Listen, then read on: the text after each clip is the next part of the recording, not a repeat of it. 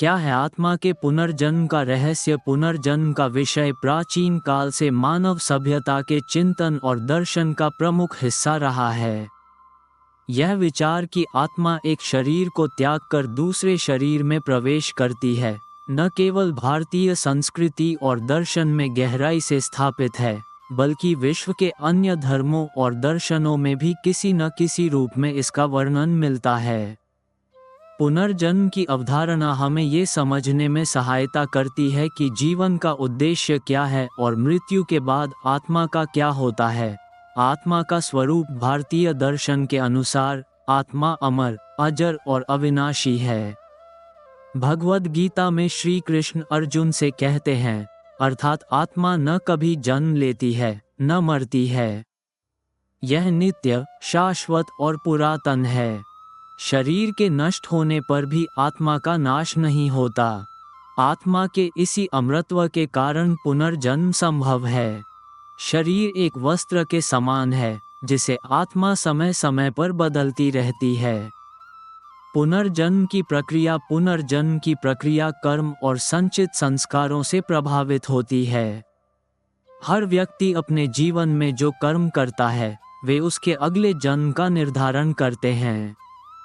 इसे कर्म सिद्धांत कहते हैं। अच्छे कर्म अगले जन्म में सुखद परिस्थितियों का निर्माण करते हैं, जबकि बुरे कर्म कष्टदायक परिस्थितियों का कारण बनते हैं।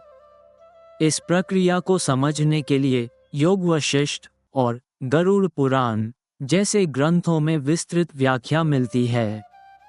कर्म और पुनर्जन्म का संबंध भारतीय दर्शन में कर्म को 3 प्रकार में विभाजित किया गया है। संचित कर्म, यह वह कर्म है जो अनेक जन्मों से संचित होकर आत्मा के साथ चलता है। प्रारब्ध कर्म, यह वह कर्म है जिसका फल इस जन्म में भोगना निश्चित है। क्रियमान कर्म, यह वर्तमान जन्म में किए गए कर्म हैं, जो भविष्य में फल देंगे। पुनर्जन्म का सिद्धांत इन कर्मों पर आधारित है। आत्मा अपने कर्मों के अनुसार अगले जन्म में शरीर धारण करती है। ये शरीर मनुष्य का भी हो सकता है, देवता का भी, पशु पक्षी का भी, या अन्य किसी योनि का। पुनर्जन्म की पुष्टि पुनर्जन्म की अवधारणा को वैज्ञानिक दृष्टिकोण से भी समझने का प्रयास किया गया है। डॉक्टर इयान स्टीवेंसन जैसे पश्चिमी वैज्ञानिकों ने पुनर्जन्म के मामलों का अध्ययन किया और कई ऐसी घटनाओं को रिकॉर्ड किया, जिनमें लोगों ने अपने पिछले जन्म की स्मृतियों को याद किया।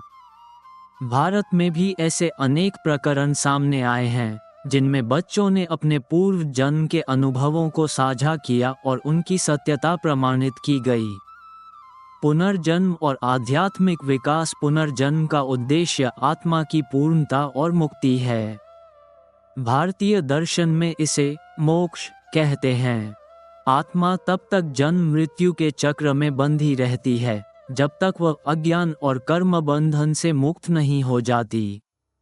इस मुक्ति को प्राप्त करने के लिए ज्ञान, भक्ति और योग का मार्ग बताया गया है। उपनिषदों में पुनर्जन्म की व्याख्या। उपनिषदों में आत्मा और पुनर्जन्म का विस्तार से वर्णन है।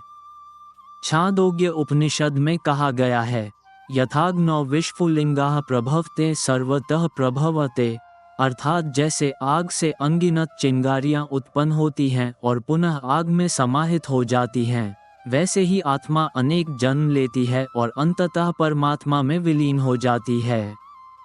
पुनर्जन्म का व्यवहारिक पक्ष। पुनर्जन्म का विचार न केवल दार्शनिक दृष्टिकोण से महत्वपूर्ण है, बल्कि यह हमारे जीवन में नैतिकता और अनुशासन का भी आधार है।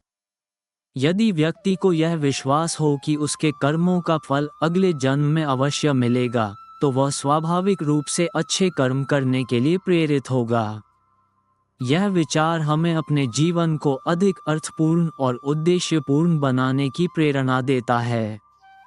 आधुनिक विज्ञान और पुनर्जन्म। आधुनिक विज्ञान ने भी पुनर्जन्म को समझने के लिए अनेक शोध किए हैं। हिप्नोथेरेपी और पास्ट लाइफ रिग्रेशन थेरेपी के माध्यम से लोगों के पिछले जन्म की स्मृतियों को उजागर किया गया है। इन तकनीकों ने ये सिद्ध किया है कि आत्मा के पास स्मृति का एक ऐसा भंडार है जिसे मृत्यु के बाद भी संरक्षित रखा जाता है। पुनर्जन्म के धार्मिक और सांस्कृतिक पहलू। भारत में पुनर्जन्म का विचार न केवल हिंदू धर्म में बल्कि बौद्ध, जैन और सिख धर्म में भी प्रमुखता से मिलता है। बौद्ध धर्म में इसे पुनर्भव कहा गया है, जो कर्म और तृष्णा के कारण होता है। जैन धर्म में आत्मा की शुद्धि और कर्मों से मुक्ति पर बल दिया गया है। सिख धर्म में भी आत्मा के परमात्मा से मिलन को अंतिम लक्ष्य बताया गया है। पुनर्जन्म की अवधारणा हमें ये सिखाती है कि जीवन केवल एक बार का अनुभव नहीं है, बल्कि यह आत्मा के अनंत यात्रा का हिस्सा है। यह विचार न केवल हमारे जीवन को गहराई से प्रभावित करता है, बल्कि हमारे कर्मों और व्यवहार में भी अनुशासन लाता है। आत्मा का पुनर्जन्म एक अद्भुत और रहस्यमय प्रक्रिया है, जो हमें अपने अस्तित्व के मूल उद्देश्य को समझने और जीवन को आध्यात्मिक दृष्टि से देखने के लिए प्रेरित करती है।